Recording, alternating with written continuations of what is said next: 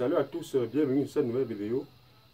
Cette vidéo qui retrace un peu le récapitulatif de ce que nous avons fait depuis en 2024. Et ici, nous avons de très bonnes nouvelles pour vous. C'est que nous avons en 2024 formé plus de 500 jeunes, 500 entrepreneurs. Et sur les 500, il y a une grande proportion qui s'est lancée sur la fabrication de la craie scolaire. Et ce qui nous fait conclure que de plus en plus des jeunes africains s'intéressent à la fabrication de la craie scolaire. Si vous regardez bien les vidéos précédentes, vous allez remarquer que je attire votre attention sur le fait que le marché de la craie en Afrique est toujours en progression, est toujours en évolution. Si vous essayez par curiosité, vous regardez les chiffres d'importation des craies dans votre pays depuis les années 90, vous allez remarquer que chaque année, il y a toujours un petit pourcentage qui s'ajoute. Chaque jour, il y a toujours un pourcentage qui s'ajoute au fur et à mesure que le temps passe. Et ici, nous sommes en train d'atteindre notre objectif parce que de plus en plus des jeunes s'intéressent à la fabrication de la craie scolaire. Et le fait que les jeunes vont s'intéresser davantage à la fabrication de la craie scolaire, ça va commencer à ralentir cette proportion. Donc, ce qui fait que chaque pays, les ventes vont commencer, les importations au niveau de la craie scolaire vont stagner et puis vont commencer à décroître. Décroître jusqu'au niveau où l'État va décider d'arrêter d'importer la craie et faire confiance aux producteurs locaux. Donc, c'est la raison pour laquelle cette chaîne, nous disons toujours stop à la craie importée et bon vent à la craie locale, à la craie que nous fabriquons. Salut à vous tous, salut à vous qui regardez sur cette chaîne. Moi, c'est William, entrepreneur et promoteur de la Stop Africolor. Si c'est la première fois que vous m'écoutez ou si c'est la première fois que vous regardez l'une de mes vidéos, je vous invite à vous abonner, partager mes vidéos et dites-nous ce que vous pensez aussi en commentaire. Je tiens à rappeler que sur cette chaîne, nous faisons la promotion de l'entrepreneuriat, du business et tout ce qui tourne autour de l'argent. Si vous êtes intéressé par l'entrepreneuriat, notamment sur la création de votre unité de production en ce qui concerne la fabrication de la craie scolaire, alors vous êtes au bon endroit. Vous pouvez nous contacter et surtout prendre le bon chemin pour suivre. Ne sautez pas des étapes pour créer votre unité de production. Parce que ici, j'ai reçu plusieurs personnes qui m'ont contacté après avoir commencé l'investissement. Une fois qu'ils sont plantés, alors ils reviennent vers moi pour me contacter et me dire, oh voilà, j'ai payé la machine, etc. Et puis, voilà, je suis bloqué. Non, non. Je vous dis, si vous êtes intéressé, si vous voulez produire, si vous voulez créer votre unité de production de craie scolaire, commencez par nous, commencez par la formation avant de payer quoi que ce soit. Nous sommes des entrepreneurs africains. Le simple dollar que nous dépensons et qui, vers la fin, nous racontons que c'est une perte, c'est énorme. C'est énorme. En Afrique, nous savons tous que nous sommes souvent bloqués par notre pouvoir d'achat. Nous sommes souvent bloqués par nos capacités d'investissement. Ce qui fait que pour investir votre argent, il faut bien mûrir vos idées. Et nous sommes là pour mûrir vos idées afin que vous preniez la bonne décision. Alors, dans cette vidéo, comme je viens de le dire, nous allons un peu tracer ce que nous avons fait en 2024. Et nous vous disons ici qu'en 2024, nous avons formé plus de 500 jeunes africains. Sur ces 500 jeunes africains, nous avons une bonne proportion qui s'est lancée sur la fabrication de la craie scolaire. Nous pouvons par exemple citer quelques-uns qui sont déjà sur le marché, comme par exemple Dicabes scolaire au niveau du Congo. Nous avons par exemple Placo Guinée au niveau de la Guinée-Conakry. Nous avons Corbin Color au niveau du Bénin. Nous avons plusieurs personnes comme ça qui ont investi et qui commencent déjà à pénétrer le marché. D'autres qui sont déjà en phase de lancement, d'autres qui sont déjà en phase de croissance au niveau dans le marché de la craie scolaire en Afrique. Si vous regardez par exemple dans mes vidéos précédentes ou dans l'une de mes vidéos précédentes, je vous ai fait comprendre que le marché de la craie, depuis les années 90, est toujours en expansion. Si vous consultez les registres de commerce dans votre pays, par exemple, vous allez remarquer que depuis les années 90, chaque année, après, il y a toujours une petite proportion qui augmente sur les importations de la craie scolaire. Nous sommes heureux de constater qu'aujourd'hui, cette courbe-là essaie de ralentir. Donc, ce qui veut dire que davantage des Africains s'intéressent à la production locale et aussi nous, les consommateurs de craie, s'intéressent davantage à la production locale. Et ce qui est déjà un plus, ça va booster l'économie africaine, donner de l'emploi à nos frères et sœurs et amis. Et aussi, à un moment donné, ça va bloquer, limiter ces importations et à un moment donné, l'État va mettre fin à ces importations et s'intéresser à la production nationale. Ça, c'est ce que nous souhaitons, en tout cas. Nous avons rencontré aussi quelques difficultés, quelques moments de désagrément pour certains entrepreneurs africains. Ceux-là qui désirent se lancer, mais cherchent des raccourcis pour se lancer et en fin de compte, ils se trouvent en train de perdre beaucoup d'argent.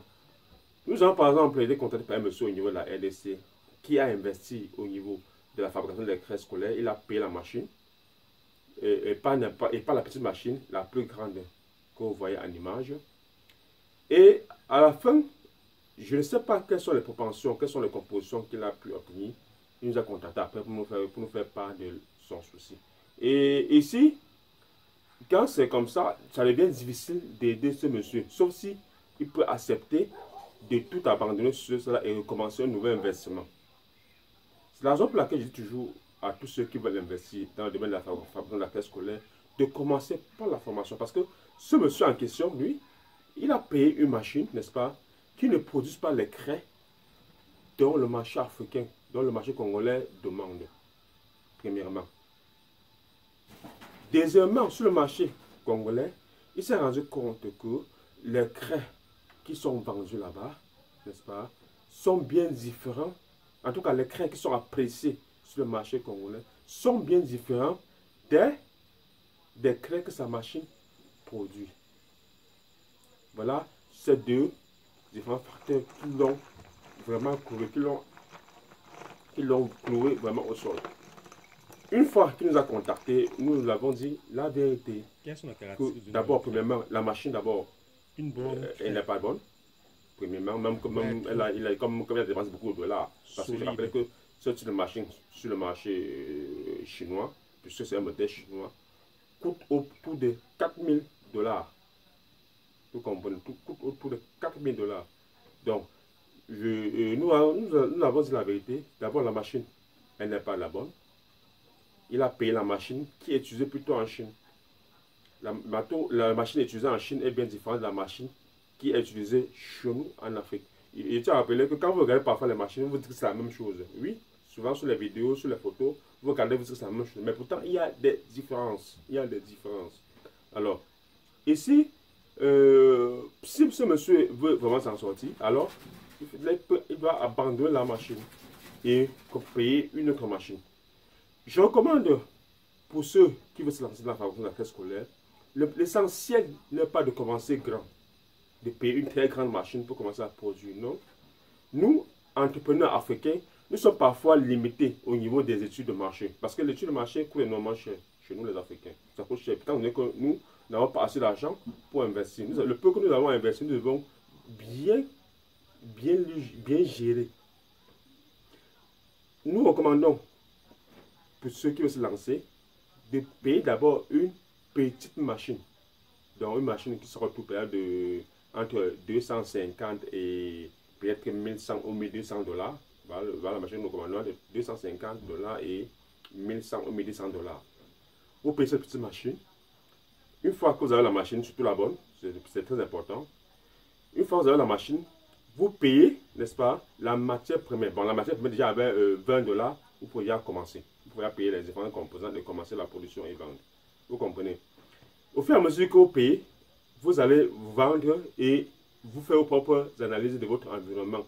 Parce que l'environnement, le marché veut dire, le marché par exemple de la craie au niveau de Kinshasa peut être un peu légèrement différent à l'environnement de la craie ou au marché de la craie au niveau de Yaoundé, qui peut être légèrement différent du marché de la craie à Kampala, qui peut être légèrement différent au marché de la craie à Abidjan, qui peut être aussi légèrement différent au marché de la craie à Dakar, qui peut être légèrement différent à Ouagadougou, etc. Donc, il y a toutes ces petites légères différences-là. Bien sûr, il y a les caractéristiques qui globalisent tous les marchés, mais il y a des spécificités propres à chaque marché. Vous comprenez? Donc, raison pour laquelle, étant donné que nous sommes limités par les frais d'investissement, des frais d'études de marché pour savoir exactement ce que le consommateur veut, nous recommandons à toute personne de commencer d'abord par cette petite machine-là, payer cette petite machine-là, vous produisez d'abord un peu. Je veux dire, avec la machine déjà, avec la production, déjà avec 20 $, vous pouvez commencer déjà à produire, c'est-à-dire avec 20 $, vous payez les matières premières, les différentes composantes, n'est-ce pas? Vous acquérez, et aussi vous pouvez aussi acquérir les bons. Pour un début, vous pouvez utiliser le solaire pour sécher vos craies, ou vous pouvez à partir de peut-être de 20 $ également, concevoir votre frigo pour sécher vos craies. Ça dépendra de vous. Et vous voyez que déjà avec la machine à votre production, vous dépensez un maximum de 40 $ pour commencer à produire. Vous comprenez? Et déjà, quand vous produisez, vous vendez, vous remarquez, vous allez noter vous les petits, parce que souvent quand vous produisez, n'est-ce pas, vous-même vous êtes très proche de votre clientèle finale. Ce qui fait que il y a certaines remarques que les clients vous donnent et que vous notez rapidement. Ça permettra maintenant qu'au bout de 6 mois, 1 an, vous allez vous-même vous faire proposition. Vous allez vous-même vous regarder votre cahier de notes, voir ce que votre clientèle vous a suggéré. Ça vous permettra, n'est-ce pas, soit de commander la même machine encore, ou soit de modifier légèrement votre machine pour répondre exactement aux besoins des clients. À ce moment-là, vous pouvez maintenant être prêt à aller à la banque faire les crédits pour acheter les plus grosses machines pour produire en grande quantité. Là, vous êtes sûr de rembourser vos crédits. Je ne suis pas d'accord avec des personnes qui ne connaissent pas encore le marché et puis commencent à faire des crédits à la banque pour payer les grosses machines. Je ne suis pas d'accord. Excusez-moi, je ne suis pas d'accord avec vous. Nous, en Afrique, sauf si vous avez suffisamment de capitaux pour faire d'abord les études de marché et savoir exactement ce que votre clientèle veut. Si vous savez, si vous venez à passer des capitaux, alors je vous suggère de commencer à payer par une petite machine. Même si une machine produit peut-être 40 barres de craie par peut-être en un quart d'heure ou en 10 minutes ou en 1 heure de temps, moi, ce n'est pas là le problème. Le problème est que la craie que vous produisez puisse être vendable. Ça puisse être vendu sur votre marché. Une fois que vous êtes sûr de cela, vous pouvez maintenant payer une très grande machine, investir même des milliers de dollars, ou comme vous voulez.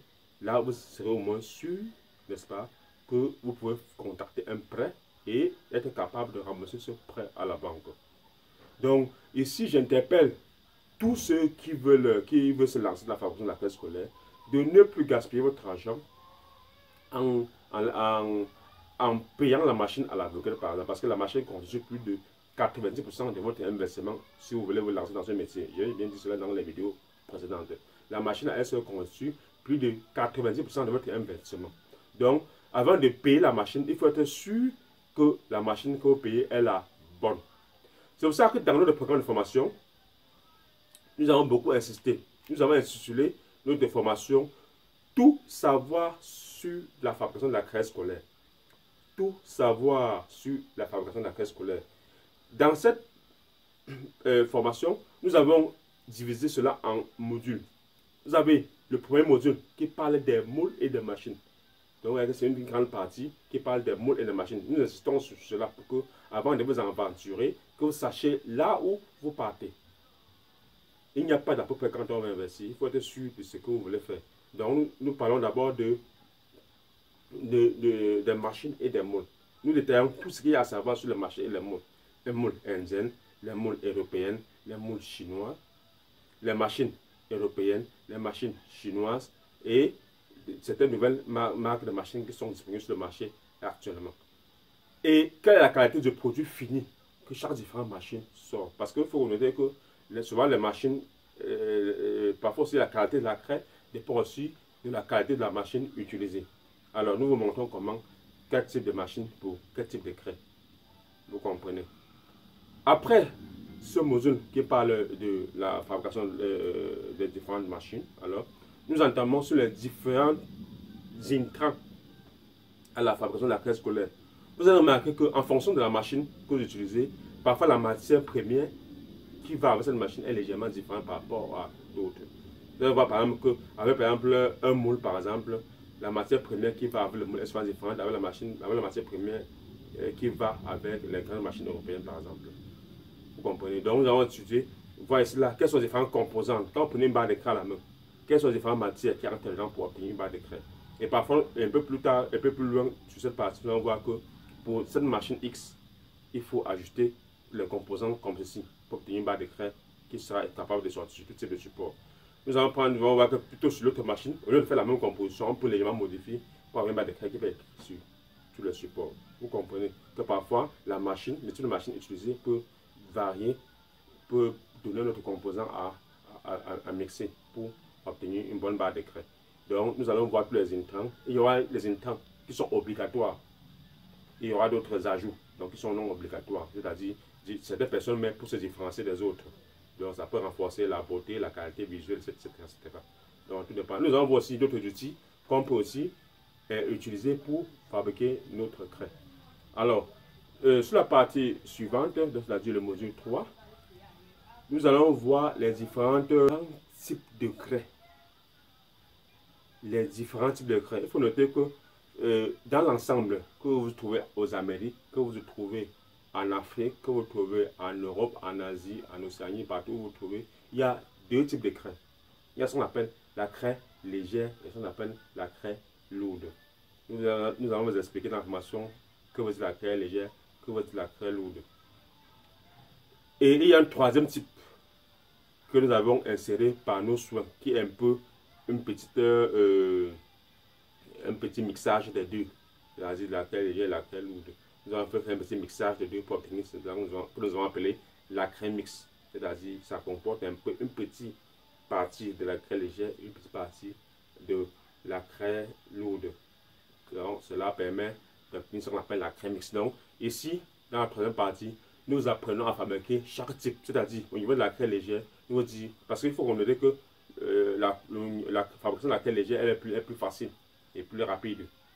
Donc, on vous dit quelle quantité de matière il faut mélanger avec telle quantité de telle autre matière, plus telle quantité de autre matière, plus telle quantité d'autre matière pour obtenir une barre de craie légère.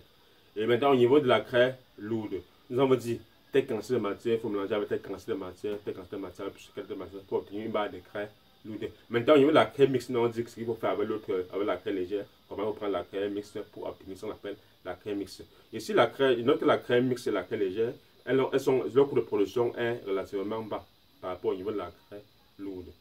Donc, pour ceux qui veulent investir dans la fabrication de la craie légère, il n'y a pas de souci, nous apprenons comment fabriquer la craie légère.